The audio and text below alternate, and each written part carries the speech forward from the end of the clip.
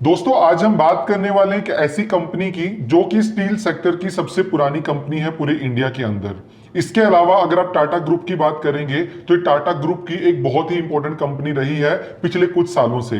आज हम बात करने वाले हैं टाटा स्टील के बारे में और हम बात करेंगे इसके फंडामेंटल एनालिसिस की, जहां पे हम आपको कंपनी के बारे में बताएंगे, कंपनी के बिजनेस ओवरव्यू के बारे में बताएंगे, कंपनी के फाइनेंशियल्स के बारे में बताएंगे और इसके स्ट्रेंथ्स और वीकनेस के बारे में भी बात करेंगे। और वीडियो के एंड तक हम बात करेंगे कि क्या आपको यहाँ पे इन्वेस्ट करना चाहिए या नहीं करना चाहिए। चलिए कम टाइम लेते हुए जल्दी से स्टार्ट करते हैं आज का वीडियो।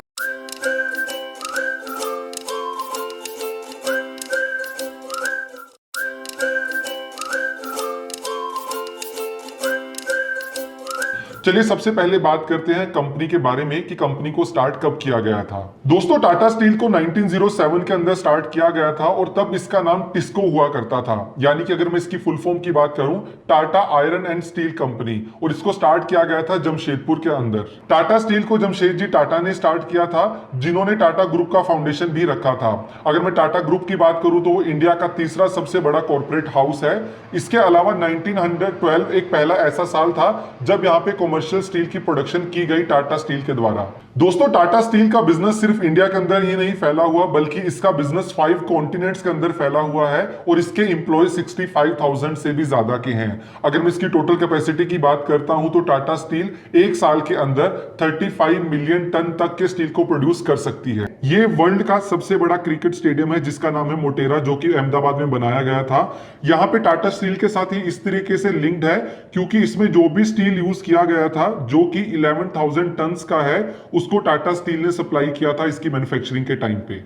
दोस्तों टाटा स्टील ने अपने बिजनेस को एक्सपेंड करने के लिए टाइम टू टाइम बहुत सारे एक्विजिशंस भी किए, जैसे हैं जिनका टाटा स्टील ने एक्विजिशन किया था, जहां पे एक फेमस नाम भूषण स्टील का है जो कि इंडिया में किया गया था, जिसकी वैल्यू 35,200 करोड़ की थी। इसके अलावा कोरस नेदरलैंड्स के अंदर जिसकी वैल्यू 8.1 बिलियन यूएस डॉलर्स की थी, जिसको टाटा स्टील ने 2006 के अंदर एक्वायर किया गया था। इसके अलावा नेट स्टील सिंगापुर और भी ऐसे काफी सारे नाम है जहां पे टाटा स्टील ने उनको एक्वायर करके अपने बिजनेस को एक्सपेंड किया था डिफरेंट कंट्रीज के अंदर। जैसे कि मैंने आपको बताया था कि टाटा स्टील का प्रेजेंस 5 कॉन्टिनेंट्स के अंदर है। अगर मैं कंट्रीज की टर्म्स में बताऊं तो 50 कंट्रीज के अंदर टाटा स्टील फंक्शनल है। 26 कंट्रीज के अंदर टाटा स्टील के ऑपरेशनल प्लांट्स हैं जहां पे स्टील को बनाया जाता है। चलिए अब टाटा स्टील के सप्लाई चेन को समझने का ट्राई करते हैं कि ये अपने प्रोडक्ट्स को कैसे मैन्युफैक्चर करता है। सबसे पहले टाटा स्टील रॉ मटेरियल्स जैसे कि आयरन ओर और कोल को प्रोक्योर करता है। इसके बाद दोनों मटेरियल्स का यूज करके पिग आयरन और रॉ स्टील बनाया जाता है। दोस्तों इसके बाद क्रूड स्टील को यहां से निकाल के प्रोसेसिंग सेंटर्स तक लेके जाया जाता है, जहां पे उनको प्रोसेस करके फाइनल प्रोडक्ट्स के अंदर कन्वर्ट किया जाता है, जैसे कि स्टील की शीट्स होती हैं। इसके अलावा अलग अलग प्रोडक्ट्स के अंदर, जिसके बाद टाटा स्टील उनको डायरेक्टली कस्टमर्स तक या अलग अलग ऑर्गेनाइजेशंस को बेच देता है। चलिए दोस्तों मैं आपको बताता हूं टोटल ऑपरेशनल कैपेसिटी के बारे में। अगर मैं टाटा स्टील्स की बात करूं, टाटा स्टील की 19.6 मिलियन टन पर एनम की कैपेसिटी इंडिया के अंदर है, 12.4 MTPA की कैपेसिटी यूरोप के अंदर है और 2.2 MTPA की कैपेसिटी साउथ ईस्ट एशिया के अंदर है। तो टाटा स्टील का बहुत सा बिजनेस इंडिया के अंदर, यूरोप के अंदर और इसके अलावा साउथ ईस्ट एशिया के अंदर फैला हुआ है। जैसे कि मैंने आपको बताया था कि टाटा स्टील जब भी अपनी स्टील का मैन्युफैक्चरिंग करता है, वहां पे कोल बहुत ज्यादा जरूरी हो जाता है। तो अगर मैं कोल की बात करूं तो टाटा स्टील ये कोल को प्रोक्योर करता है झरिया ग्रुप से, और इसके अलावा बोकारो ग्रुप, ये दो कंपनीज हैं जहां से टाटा स्टील अपने कोल को प्रोक्योर करता आया है। अगर मैं टाटा स्टील के फुटप्रिंट की बात करूं तो टाटा स्टील के पास 14,500 से ज्यादा के डीलर्स हैं। इसके अलावा 250 से ज्यादा डिस्ट्रीब्यूटर्स हैं और टाटा स्टील के पास 27 सेल्स ऑफिसेज हैं जो कि पूरे इंडिया के अंदर फैले हुए हैं। चलिए अब जल्दी से बात करते हैं टाटा स्टील के रेवेन्यू ब्रेकअप के बारे में कि टाटा स्टील को कहां से कितना रेवेन्यू मिलता है। तो जैसे कि हम स्क्रीन में देख सकते हैं, यहाँ पे फाइनेंशियल ईयर 21 का रेवेन्यू ब्रेकअप दिया हुआ है। सबसे पहले मैं बात करता हूं टाटा स्टील इंडिया की, जहां से टाटा स्टील को 33% का रेवेन्यू आता है। इसके बाद टाटा स्टील यूरोप, जहां से कंपनी को 29% का रेवेन्यू आता है। टाटा स्टील लॉन्ग प्रोडक्ट्स, जहां से कंपनी को 2% का रेवेन्यू आता है। और बेमनीपाल steel including Tata steel BSL, जहां से कंपनी को 11% के आसपास का रेवेन्यू आता है। दोस्तों टाटा स्टील से अगर हम कस्टमर्स की बात करें तो वो मेनली 4 अलग अलग बिजनेस सेगमेंट से निकल के आते हैं, जहां पे ऑटोमोटिव पहला है, agriculture, construction, industrial and engineering. तो मेनली इनके ये 4 कस्टमर सेगमेंट्स हैं जहां से ये अलग अलग कस्टमर्स की रिक्वायरमेंट को कैटर करते आए हैं। अभी हमने बात किया था 4 कस्टमर सेगमेंट का, जहां पे मेनली टाटा स्टील अपने प्रोडक्ट्स को बेचता है। तो अभी इन्वेस्टर्स के तौर पे आपके लिए जानना बहुत जरूरी है कि अगर मैं इनके टोटल सेल्स की बात करूं तो कितना सेल कौन से सेगमेंट से निकल के आता है। टोटल फाइनेंशियल ईयर 21 के अंदर कंपनी ने 12.36 मिलियन टन की डिलीवरी की थी, जहां पे सबसे ज्यादा डिलीवरी इन्होंने डोमेस्टिक सेगमेंट के अंदर इंडस्ट्रियल प्रोडक्ट्स एंड प्रोजेक्ट्स में किया था, जो कि 4.05 मिलियन टन का था। इसके बाद branded products and retails and solutions आता है, जहां पे इन्होंने 3.42 मिलियन टन का डिलीवरी किया था। ऑटोमोटिव सेक्टर में 1.57 का था। इसके अलावा कंपनी का एक्सपोर्ट्स भी काफी बड़ा है, जहां पे कंपनी ने 2.41 मिलियन टन का एक्सपोर्ट भी किया था। और इसके अलावा ट्रांसफर वायर्स, ट्यूब, आईबीएमडी और एग्रीको में कंपनी ने 0.91 मिलियन टन का डिलीवरी किया था। दोस्तों, ट्रेडिशनल बिजनेस के अलावा टाटा स्टील ने अलग अलग सेगमेंट्स के अंदर भी एंट्री मारी है और यहाँ पे अपने बिजनेस को एक्सपेंड भी किया है। जैसे कि पहले नंबर पे आता है टाटा स्टील आशियाना, जो कि एक होम बिल्डिंग प्लेटफॉर्म है, जिसके थ्रू टाटा स्टील अपने कस्टमर्स की रिक्वायरमेंट को कैटर करता आया है। सेकंड इंपॉर्टेंट बिजनेस जहां पे टाटा स्टील ने एंटर किया है वो है स्टील रिसाइकलिंग बिजनेस। जैसे कि रिसाइकलिंग की डिमांड पूरे इंडिया में बढ़ती जा रही है, तो टाटा स्टील ने यहाँ पे भी एंट्री मार के अपने बिजनेस को एक्सपेंड करने का ट्राई किया है। तीसरे नंबर पे आता है सर्विसेज एंड सोल्यूशन। तो यहाँ पे टाटा स्टील ने अपने एक नए ब्रांड को स्टार्ट किया था, टाटा प्रवेश, जिसके थ्रू टाटा डायरेक्टली कस्टमर्स तक पहुंचने का ट्राई कर रहा है, जहां पे ये लाइट स्टील फ्रेम्स बेचता है कस्टमर्स को। दोस्तों, टाटा स्टील के बारे में बात करने के बाद अब बात करते हैं इंडस्ट्री की, क्योंकि जब भी आप इन्वेस्टमेंट करते हैं तो बहुत सारा ग्रोथ किसी भी कंपनी का इंडस्ट्री की वजह से निकल के आता है। तो यहाँ पे आपको इंडिया की स्टील इंडस्ट्री के बारे में जानना बहुत ज्यादा इंपॉर्टेंट हो जाता है। अगर मैं फाइनेंशियल ईयर 2021 की बात करता हूं तो इंडिया ने जापान को पीछे छोड़ के वर्ल्ड की सेकंड लार्जेस्ट स्टील बनाने वाली कंट्री बन चुकी है।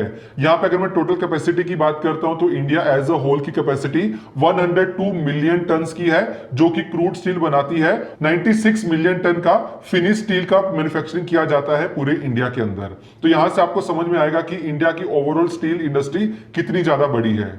दोस्तों, अगर हम इंडस्ट्री में ग्रोथ की बात करें, जो कि मैंने आपको भी बताया था कि पूरे इंडिया के अंदर 102 मिलियन टन की मैन्युफैक्चरिंग की जाती है क्रूड स्टील की, तो माना जा रहा है कि फाइनेंशियल ईयर 2022 तक ये नंबर 102 मिलियन टन से बढ़ के 120 मिलियन टन तक पहुंच सकता है। अगर हम इंडिया के अंदर स्टील कंजम्पशन की बात करें, जो कि करंटली 93 मिलियन टन के आसपास की है, एक्सपेक्ट किया जा रहा है कि ये नंबर फाइनेंशियल ईयर 31 तक 231 मिलियन टन तक पहुंच जाएगा।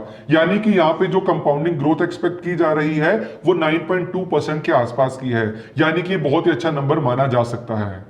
चलिए अब बात करते हैं 5-6 और ऐसे इंपॉर्टेंट पॉइंटर्स के बारे में, जो कि आपको बताएगा कि आने वाले टाइम में इंडिया के अंदर स्टील की डिमांड क्यों बढ़ सकती है। सबसे पहला, अर्बनाइजेशन और इंफ्रा में डेवलपमेंट। अगर आप देख सकते हैं पूरे इंडिया के अंदर इंफ्रा साइड पे बहुत ज्यादा डेवलपमेंट की जाती है। जब भी डेवलपमेंट की जाती है और जब भी इन्वेस्टमेंट की जाती है, वहां पे स्टील बहुत ज्यादा इंपॉर्टेंट हो जाता है। तो अर्बनाइजेशन और इंफ्रा डेवलपमेंट सबसे पहला और सबसे इंपॉर्टेंट रीजन है।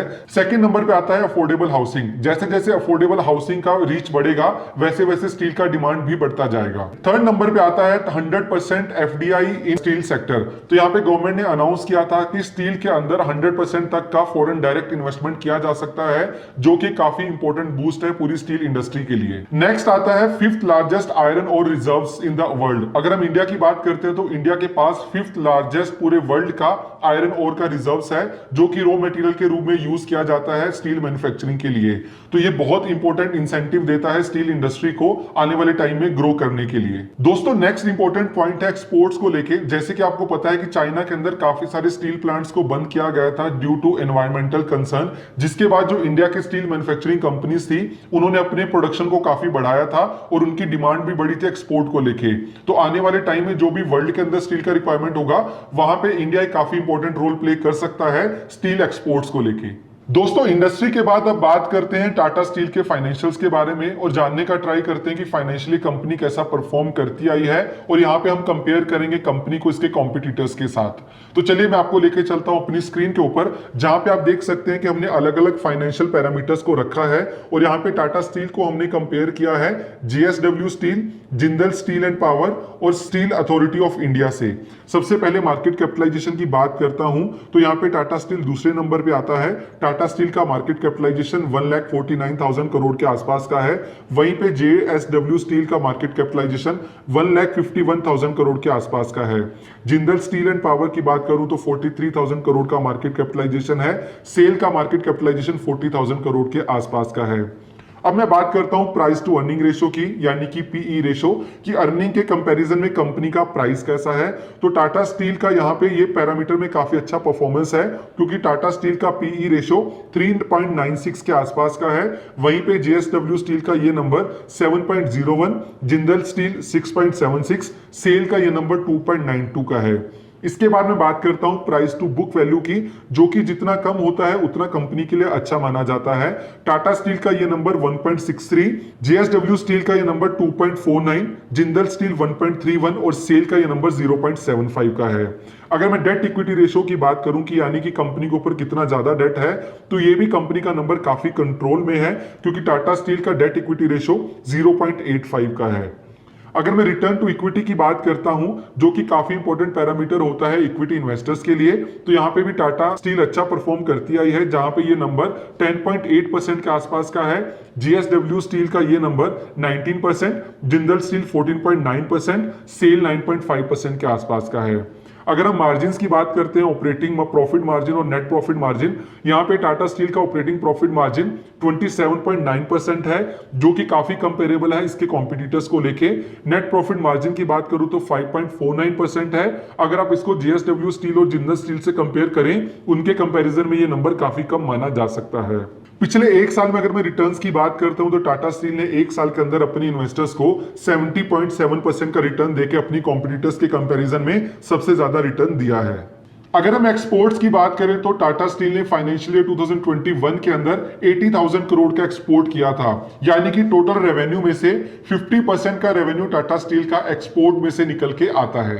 चलिए दोस्तों, फाइनेंशियल्स के बाद अब बात करते हैं स्ट्रेंथ और वीकनेस की, यानी कि मैं आपको समझाने का बात करूंगा कि क्या अच्छा है कंपनी को लेके और क्या क्या वीकनेस है जिसके ऊपर आपको फोकस करना चाहिए एज अ इन्वेस्टर। सबसे पहले बात करता हूं मैं स्ट्रेंथ की। तो सबसे इंपॉर्टेंट स्ट्रेंथ है टाटा स्टील का टाटा का ब्रांड नेम। टाटा ग्रुप के ऊपर जो ट्रस्ट दिखाया जाता है, वो सबसे इंपॉर्टेंट स्ट्रेंथ है टाटा स्टील का, जो कि इसको डिफरेंशिएट करता है बाकी प्लेयर्स से जो कि इस इंडस्ट्री के अंदर अपना बिजनेस रन करते आए हैं। सेकेंड इंपॉर्टेंट कंपनी का स्ट्रेंथ है कैप्टिव आयरन और माइंस। जैसे कि मैंने आपको पूरी वीडियो के अंदर बार बार बताया था कि स्टील बनाने में कोल और आयरन ओर का यूज किया जाता है, और आयरन ओर का जब प्राइस बढ़ जाता है तो जो कंपनी स्टील सेक्टर के अंदर काम करती हैं उनके मार्जिन्स खराब हो जाते हैं, और इन्फ्लेशन की वजह से नॉर्मली कमोडिटीज के प्राइस बढ़ते हैं, जहां से कंपनीज के बिजनेस को इंपैक्ट होता है। लेकिन टाटा स्टील ने यहाँ पे अपनी पूरी जो माइंडसेट आयरन ओर की, वो उनकी खुद की है, यानी कि उन्होंने बैकवर्ड इंटीग्रेशन किया हुआ है। तो जो भी पूरा स्टील बनाने के अंदर आयरन ओर का यूज होता है, वो टाटा खुद प्रोड्यूस करता है, जिसकी वजह से टाटा स्टील का कॉस्ट के ऊपर ज्यादा कंट्रोल रहता है और लॉन्ग टर्म में कंपनी एक सस्टेनेबल और एक अच्छे मार्जिन्स वाला बिजनेस दे पाती है। दोस्तों, थर्ड इंपॉर्टेंट फैक्टर है टाटा स्टील का टाटा ग्रुप से जुड़े होना। टाटा ग्रुप से जुड़े होने की वजह से टाटा स्टील के पास फंड्स का काफी ज्यादा एक्सेस रहता है, जो कि कंपनी को जब भी फंड्स की जरूरत होती है इनऑर्गेनिक एक्सपेंशन के लिए, यानी कि जब भी इनको किसी को एक्वायर करना होता है, तो ये इजिली फंड्स को ऑर्गेनाइज कर सकते हैं और इनऑर्गेनिकली अपने आप को ग्रो कर पाते हैं। पास्ट में मैंने आपको काफी एग्जांपल देके भी समझाया था, जैसे कि भूषण स्टील एक ऐसा एग्जांपल था जहां पे टाटा स्टील ने सही टाइम पे सही वैल्यू के अंदर कंपनीज को एक्वायर किया था। चलिए अब स्ट्रेंथ्स के बाद अब बात करते हैं वीकनेस की, यानी कि कुछ ऐसे पॉइंटर्स जिनके ऊपर आपको की फोकस रखना चाहिए अगर आप यहाँ पे इन्वेस्टमेंट करने के बारे में सोच रहे हैं। तो सबसे पहला वीकनेस है स्टील इंडस्ट्री। अगर मैं स्टील इंडस्ट्री की बात करूं तो ये एक साइक्लिक बिजनेस होता है, कभी कभी यहाँ पे डिमांड बहुत बढ़ जाती है और कभी कभी डिमांड यहाँ पे काफी कम भी हो जाती है। तो जब भी स्टील की डिमांड कम होती है तो कंपनीज जो कि स्टील का मैन्युफैक्चरिंग करती हैं, जैसे कि टाटा स्टील, तो इनके बिजनेस के ऊपर भी इंपैक्ट बढ़ता है। तो अगर आप टाटा स्टील का पास्ट परफॉर्मेंस भी देखेंगे तो आपको बहुत क्लियरली दिख जाएगा कि स्टील की जो डिमांड साइक्लिसिटी होती है उसके ऊपर टाटा स्टील का बिजनेस बहुत ज्यादा डिपेंड करता है। सेकेंडली, अगर मैं बात करूं स्टील प्राइसेस की, तो स्टील प्राइसेस बहुत ज्यादा डिपेंड करते हैं ग्लोबल प्राइसेस के ऊपर। तो ग्लोबली जब स्टील के प्राइस कम होते हैं तो नॉर्मली स्टील के प्राइसेस कम हो जाते हैं, जिसकी वजह से कंपनीज के टॉप लाइन इंपैक्ट होते हैं, कंपनी के मार्जिन इंपैक्ट होते हैं और कंपनी के प्रॉफिट को भी इंपैक्ट पड़ता है। तो अगर आप यहाँ पे इन्वेस्टमेंट करते हैं तो एज ए इन्वेस्टर आपको भी फर्क पड़ता है। दोस्तों, थर्ड वीकनेस है रॉ मटेरियल को लेके। जैसे कि मैंने आपको स्ट्रेंथ में बताया था कि कंपनी के पास आयरन ओर की जो भी डिमांड होती है कंपनी खुद से पूरा करती है, लेकिन यहाँ पे रॉ मटेरियल्स के अंदर कोल भी बहुत इंपॉर्टेंट होता है। और अगर मैं कोल की बात करूं तो सिर्फ 30% कोल का रिक्वायरमेंट टाटा स्टील खुद से पूरा कर पाता है, बाकी कोल इनको बाकी अलग अलग कंपनी से खरीदना पड़ता है, जिसकी वजह से जब भी कोल का प्राइस बढ़ जाता है तो कंपनी के मार्जिन और प्रॉफिटेबिलिटी के ऊपर नेगेटिव असर पड़ता है। तो दोस्तों ये थी स्ट्रेंथ्स और वीकनेस। अब मैं बात करता हूं क्लोजिंग में आपको टाटा स्टील के बारे में ओवरव्यू वापस से देता हूं। तो टाटा स्टील के बारे में हमने कंपनी के बारे में बात किया, हमने इंडस्ट्री के बारे में बात किया, हमने फाइनेंशियल्स के बारे में बात किया, और ये भी बताया कि किसी भी कंट्री को ग्रो करने के लिए कैसे उनकी स्टील के ऊपर डिपेंडेंसी होती है। तो यहाँ पे इन्वेस्टर्स को मैं सिर्फ यही सजेशन देना चाहूंगा कि अगर आप किसी भी कंपनी के अंदर इन्वेस्टमेंट करते हैं तो वहां पे एक अच्छे से रिसर्च करने के बाद ही इन्वेस्टमेंट करें, उसके बाद आपको लॉन्ग टर्म के लिए ही इन्वेस्टमेंट करनी चाहिए। तो ये पूरे फैक्ट्स से टाटा स्टील के बारे में जो हमने आपको बताए, जिसके बेस पे आप डिसाइड कर सकते हैं कि आपको इन्वेस्ट करना चाहिए या नहीं इन्वेस्ट करना चाहिए। मैं उम्मीद करता हूं कि आज की वीडियो आपको काफी पसंद आई होगी। अगर आपको आज की वीडियो पसंद आई तो हमें कमेंट करके बताएं, कमेंट करके ये भी बताएं कि आपको क्या लगता है कि क्या हमें टाटा स्टील के अंदर इन्वेस्ट करना चाहिए या नहीं इन्वेस्ट करना चाहिए।